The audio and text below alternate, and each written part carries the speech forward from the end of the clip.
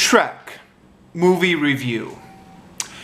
So a little bit before, I posted a review of Shrek 3, in which I said that while I was watching this movie, I had some trouble remembering the characters from the first two Shrek movies.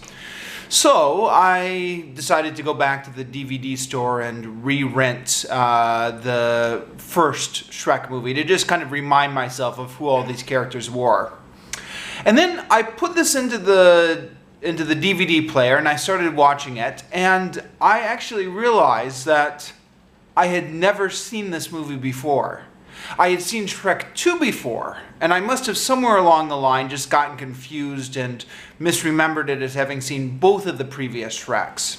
So that's obviously why I wasn't remembering all these characters and their relationships to each other perfectly for Shrek 3. So anyways, I'm a little bit late with this review. I know this movie's been out for quite some time now, but for whatever it's worth, here is my review of Shrek 1. I guess it's kind of common wisdom that the sequels are not quite as good as the original, but I think in actually some cases, the sequels can be, if not better, at least kind of more exciting.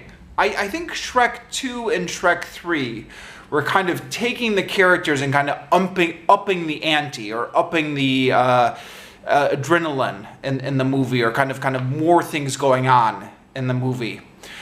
After having seen Shrek 2 and Shrek 3 and then going back to Shrek 1, Shrek 1 almost seems a little bit boring by comparison. There's not quite as much going on in this movie. And plus I was already familiar with its world because of watching the sequels, so the novelty of it wasn't quite as good on me as it probably was when this movie first came out. The movie does have a really great premise. The premise is that all the fairy tale creatures from, all the fairy tales you grew up with are kind of all in the same movie. And I would have loved to kind of explore this more, but then having established fairy tale land, they send Shrek, the donkey, and the princess out on kind of a long journey away from everyone else, which I don't know. I thought I would have loved to spend more time with the other fairy tale characters. Pinocchio, the three little pigs, the gingerbread man, and the rest of them.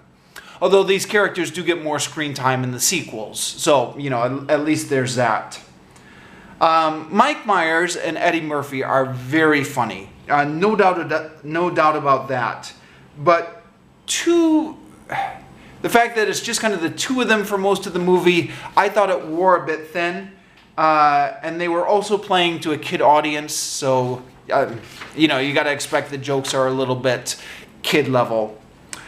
Also, I am not a fan of these kid movies trying to cram as many top 40 songs into the movie as they can. Especially with a movie like this, which is supposed to be about fairy tales, just kind of takes you right out of the movie when you hear something that used to be on the radio.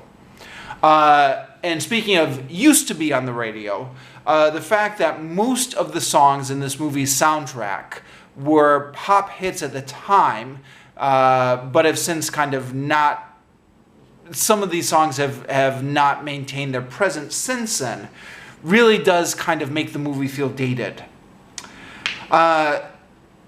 Then, there's a misunderstanding between Fiona and Shrek, which happens in the second act of the movie.